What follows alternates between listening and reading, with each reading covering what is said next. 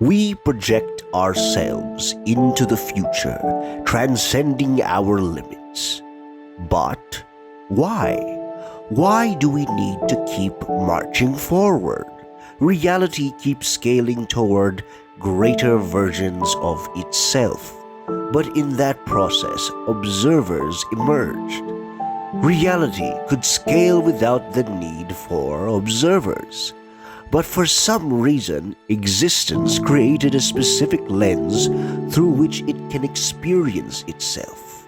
Before all else, before any movement toward a greater goal, there is something raw that underlies everything. This is experience. All our projects, our discoveries, all our activities that break the impossible, they all first stem from experience. But then, what is the point of experience? We live our lives believing that life is a race. But when we look at reality, it's filled with experiences regardless of the finish line. There is no one path to projection and transcendence, and if we look at the diversity of existence, the billions of species on Earth, the billions of galaxies, the trillions of planets, then reality is just ascending for its own sake, experiencing everyone, everywhere, and everything at once. Ultimately, projection and transcendence through diversity serve the purpose of being. And what is that being specifically? It's play, experimentation and creation, existence, experiencing itself through its many lenses of being, a finite player in an infinite game. Welcome, conscious colleagues, to the Philosophy of Power, a movement dedicated to uncovering the secrets of reality and the power of consciousness. In today's episode, we conclude our ongoing series on the architecture of reality. We explore the true purpose of transcendence through play, where experience is fundamental to being, and everything else comes after. Being before becoming. Existence scales, projecting itself into greater forms of being. But before it climbs that ladder toward transcendence, it has to exist first. For one to become something, one must be before anything else. This is raw existence. It is the source of being. All of creation comes from a single state of pure existence. We see this in the Big Bang. From one uniform, perfect state of absoluteness, tiny perturbations cause it to enter inflation, leading to creation. It doesn't start from a state of already becoming. It comes from a perfect state of symmetry, raw existence. No morals, no reason, it just is. This, however, doesn't mean morals and reasons are arbitrary and meaningless. It means that they are derivatives of a pure form of being, without any specific description. Specificity is what breaks this uniformity, creating differentiation, driving the engine of patterns. But none of it would exist without pure existence, untouched, perfectly symmetrical, an encompassing totality. And yet, in that everything, it is absolutely nothing, like a plain canvas before the paint. This is the being before the becoming, and if consciousness is fundamental, the true state of being is stillness and presence, a state of pure awareness without identification. It is everything and nothingness at the same time, a primordial blank slate ready to be filled. In our lives filled with chaos and activity, we become lost to the external world. But when we sit still and bask in our presence, without identification, without specificity, without negation, just being, we arrive at a place filled with clarity. It is not bliss or paradise or even peace. It simply is. Everything after is description and reduction, where reality collapses its unlimited potential, its superposition into a specific state of being. But one must always return to the state of becoming, not stuck in pure being, but projecting and transcending projection. This is the origin of all experience, to be a singular being of awareness that experiences the other in the form of the external. Each point of specificity is a lens through which reality experiences itself. However, before any point of specificity transforms into a localized form, it first starts as a state of fundamental openness. A singularity of being alone doesn't generate transformation. Left on a deterministic path, it would never truly evolve, aware but motionless. This is why fields are probabilistic. This openness allows being not just one set path to experience, but a multiplicity of possible outcomes. These mechanics allow novelty to rise and being to project itself into transcendence. The organizing principle of congregation still requires the probabilistic essence of spread to allow transformation to diversify, increasing the many possible forms of existence. Life is diverse, filled with billions of species, where each particular form is a specific lens of being.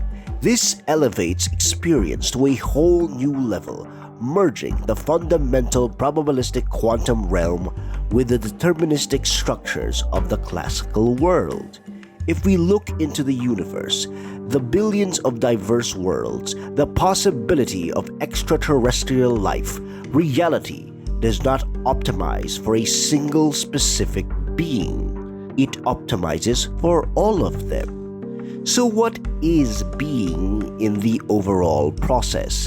And how does this connect to power? Power is the source of being, but being is the process of becoming, which is only possible with the fundamental openness of reality. This allows diversity of creation, the infinite expanse of experience. The universe doesn't settle, it explores every possibility of itself, and each creation is a lens through which reality reflects upon itself. We are mirrors of the cosmos, but we are not alone. The massive expanse of reality, the fundamental openness of existence, ensures the cosmos continues its journey of being through becoming, using the mechanisms of projection and transcendence to explore itself through whatever vessel it creates. We must not be blinded by our own hubris. At this time, man sits alone on the throne of a higher conscious state of being. But if we follow the patterns of existence and its constant need to experience itself in every possible form, we are not special in the process of being. In a way, this frees us from the burden of being the sole conscious participants in the universe. However, this isn't a leeway to abandon our reasons and morals. Because despite being one part in a massive chronicle of being, we are still deeply connected to the source. We are not separate. We are the parts of the universe that make a greater whole. From this, one must not fear the expanse of the cosmos, but bask in its true glory, the infinite. As we experience ourselves, our pain, our happiness, our mistakes, and our greatest achievements, the universe feels through us. Then, being is not truly singular. It is a process of becoming everything, everywhere, all at once. Play, the fundamental driver of existence. But why so much? Why does the universe require so many possibilities of being? It goes back to experience, but not just experiencing for its own sake alone, but to play. The creative existence isn't just a machine for production. It is a lens for reality to experience being and becoming. But what does that mean? Why play? In the most common definitions, play means to do something for fun, to take part in a game or to perform music. But the use of play here aligns more with Hindu philosophy, where play is conceptualized as Lila. The entire creation, organization, and dissolution of existence as a spontaneous, joyful sport, a cosmic play of the divine. Think of it as a cosmic drama where the universe is a stage and the divine plays multiple roles simultaneously. Matter is a derivative of information via quantum interactions.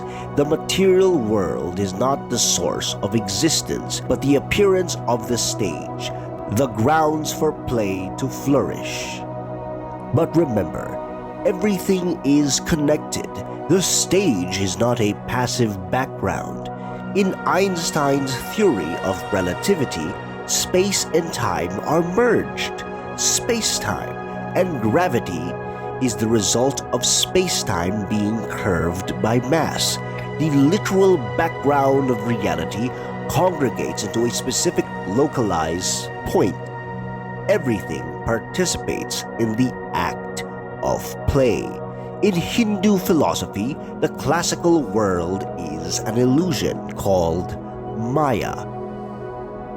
The rules of power, opposition and unification, the behaviors of congregate and spread, the layers and patterns that transform reality, all of it is Maya. The illusion of the stage, the structure of existence that allows play. Maya is the outward expression of being, all coming from the true source of existence, Brahman. It is the ultimate reality, defined as an infinite pure consciousness, the foundational essence of the universe. It is the cosmic spirit from which all things come and to which all things return. The spirit of existence, universal consciousness, the ultimate source of being. In this framework, the ultimate reality is not a passive observer, a source separate and looking out. Just as the universe began with the Big Bang and cosmic inflation, the ultimate reality separates itself from the perfect unified whole, creating finitude and specificity. This results in the singular being a specific lens of experience. But remember, separation is an illusion, Maya. Existence tricks itself into separation to experience itself in a limited form. In that limit, it can now play the game of existence, where play leads to projection and transcendence, reaching greater forms and experiencing new levels of being. It's like a video game, constantly leveling up, achieving goals, finishing quests and missions, all for the sake of play. But if all is play, then what about suffering? Is that some cruel joke? This assumes we are merely puppets of a will outside ourselves, but that premise already creates the false idea of separation, that we are merely tools. Particles are excitations of waves. Separate parts are an illusion. Fundamentally, reality is relational. Let's imagine God as a child. If that is the case, she doesn't watch from the heavens controlling our suffering. She lives within us. We are all manifestations of existence. Our suffering, our heartbreaks, our pains are hers. To play the infinite game, one must experience everything, including suffering. We are existence that looks within itself. Experience is not just about paradise and bliss. To truly appreciate our transcendence, we go through struggle. We climb the mountain. We reach the top. It feels more fulfilling. When we receive something without the struggle, it doesn't feel earned. This isn't to say suffering is required, but it amplifies fulfillment. For reality to appreciate the infinite itself, it has to experience the finite. And so, we can recontextualize our view. We are not lenses or vessels, which would assume passivity. We are the universe becoming itself through play. The source was never separate. We are the source. For the kingdom of God is within you.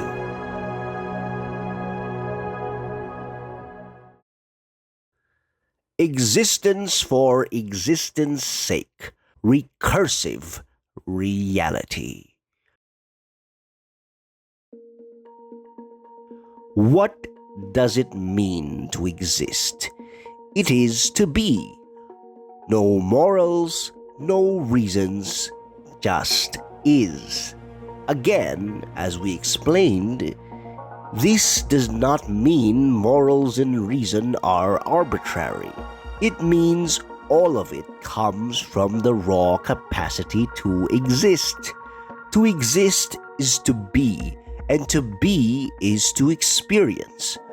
We are reality that experiences itself. We are not passive observers. We are co-creators of existence because we are existence itself. Existence uses the definite itself to define the indefinite itself. We love stories. We create them and we experience them. The narrative is the driver. The source is existence. Transcendence is the vehicle for experience. Each limit broken is a new dimension of being. When we broke the impossibility of flight, new adventures began. New stories were created. New opportunities and experiences emerge. Why do we constantly break limits? Because we are the universe. We contain in us the divine spark of the infinite. We are both the player and the game. Each action we take, each choice we make, each experience we feel, all of it informs the divine itself. Everything is a reflection of existence. Nothing is arbitrary. The is of existence is not meaningless, but the source of an abundance of meaning. Play is the freedom to explore and experience this abundance. Projection is a creative principle to recreate that essence from a singular being. And transcendence is the constant scaling of that process. Now look at every piece of literature, pop culture, knowledge, any creation produced by the human mind. All of it is a reflection of existence itself. It's like a video game. The game developer, a form of existence, creates a game, a realm of play and experience. The player, another form of existence, plays the game. When we look at its separate parts, it seems ordinary. But when we remember that everything is connected and that we are the universe experiencing itself, the whole scenario becomes a meta-feedback loop of existence. We are reality that shapes reality to produce reality for reality, to experience a new form of reality itself. We see this reflection everywhere, from the smallest scales, the branches of life, riverbanks, veins, and neural networks, to the largest structures of the universe, the filaments of matter connecting every galaxy together. We are the one, the ultimate reality, the perfect uniform that becomes the many. Maya, the illusion of the material world, the separation that becomes the one again, the organizing principle of reality. Power. As above, so below, as within, so without. We are all the same thing in a different form.